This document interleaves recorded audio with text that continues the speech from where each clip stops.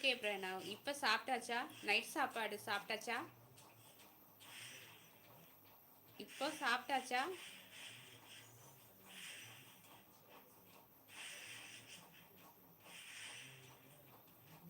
Fried rice.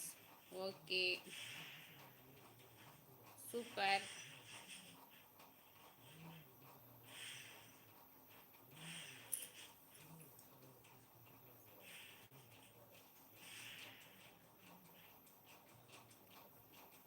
நீங்களே சமைப்பீங்களா? நீங்களே செய்வீங்களா ஃப்ரைட் ரைஸ்? நன்றியா. ஃப்ரைட் ரைஸ் நீங்களே சமைப்பீங்களான்னு கேட்டேன். அம்மாவுக்கு ஹெல்ப் பண்ணுவீங்களா?